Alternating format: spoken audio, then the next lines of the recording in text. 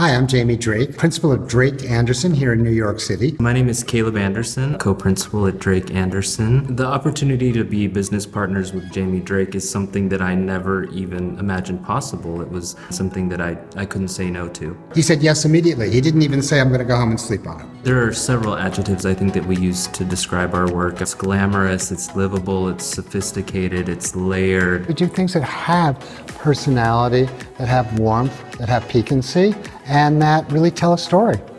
I think that we're always learning. Anytime we make a mistake, we try and learn from it. The failures I've had have taught me to measure. Nothing worse than getting a $30,000 rug delivered and nobody took into account the hearthstone. A huge percentage of our time and our work is project management. And we're also a customer service at the end of the day. And salesman. He's a very good salesman.